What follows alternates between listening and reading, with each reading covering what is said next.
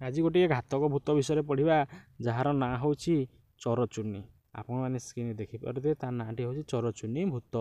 ସେ ଚରଚୁନି ଭୂତ ଦେଖିବାକୁ କେମିତି ଏବଂ ସେ କ'ଣ କରେ ଏବଂ କେଉଁଠି ରହେ, ତା'ର କାମ କ'ଣ, ଆମେ ଆଜି ଜାଣିବା। ସେ ଚରଚୁନି ଭୂତକୁ ଆପଣମାନେ ଏବେ ସ୍କ୍ରିନ୍ରେ ଦେଖିପାରୁଥିବେ।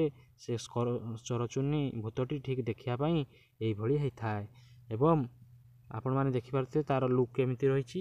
ଏଇଭଳି ହିଁ ଠିକ୍ ଦେଖାଯାଉଥାଏ ଚରଚୁନି ଭୂତଟି।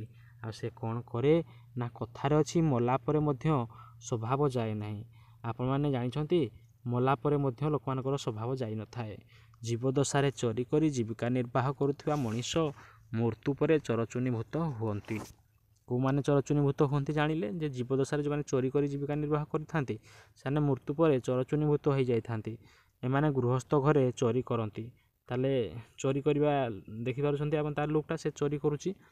ଏମାନେ ଗୃହସ୍ଥ ଘରେ ଚୋରି କରନ୍ତି ଏବଂ ଜୀବଦଶାରେ କିଛି ଚୋର ଭିତୁଥିଲେ ସୁଦ୍ଧା ପ୍ରେତଜନିରେ ପ୍ରାପ୍ତ ହୋଇ ଚରଚୁନି ଭୂତ ହେବା ପରେ ସେମାନେ ସମସ୍ତେ ଭାରି ଆକ୍ରମକ ହୋଇଯାଇଥାନ୍ତି। ମାନେ ଆକ୍ରମକ ହୋଇଥାନ୍ତି। ଚୋରି କରିବା ସମୟରେ ବାଧା ପାଇଲେ ଚରଚୁନି ଭୂତ ମଣିଷ ପର୍ଯ୍ୟନ୍ତ ହତ୍ୟା କରନ୍ତି। ସେମାନେ ହତ୍ୟା କରିଦିଅନ୍ତି, ମାନେ ବହୁତ ଘାତକ। ଚରଚୁନି ଭୂତ ମଣିଷ ପର୍ଯ୍ୟନ୍ତ ମଧ୍ୟ ହତ୍ୟା କରିଦିଅନ୍ତି। ଏମାନଙ୍କ ହାତରୁ ଘରକୁ ସୁରକ୍ଷିତ ରହିବାର ସବୁଠୁ ବଡ଼ ଉପାୟ କ'ଣ? ନା, ସବୁଠୁ ବଡ଼ ଉପାୟ ହେଉଛି ସମଗ୍ର ଘରେ ଗଙ୍ଗା ଜଳ ଛିଞ୍ଚି ଦେବା। ଯଦି ଆପଣ ସମଗ୍ର ଘରେ ଗଙ୍ଗା ଜଳ ଛିଞ୍ଚି ଦେଉଛନ୍ତି, ତାହେଲେ ଆପଣ ଚରଚୁନି ଭୂତ ଠାରୁ ରକ୍ଷା ପାଇପାରିବେ। ତାହେଲେ ଏମାନେ ସେହି ଘରର ତ୍ରିସୀମାନାକୁ ପାଦ ପାରିବେ ନାହିଁ।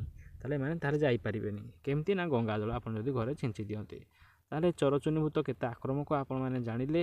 ଏବଂ ଚରଚୁନି ଭୂତ ବିଷୟରେ ଯଦି ସଠିକ୍ ମୁଁ ତଥ୍ୟ ଦେଇପାରିଥିବି, ତାହେଲେ ଆପଣମାନେ ଆମ ଚ୍ୟାନେଲକୁ ଲାଇକ୍ କରିବେ ଏବଂ ଏମିତି ନୂଆ ନୂଆ ଭିଡ଼ିଓ ଦେଖିବା ପାଇଁ ଆମ ଚ୍ୟାନେଲକୁ ମଧ୍ୟ ସବସ୍କ୍ରାଇବ୍ କରିପାରିବେ। ରହୁଛି, ଧନ୍ୟବାଦ।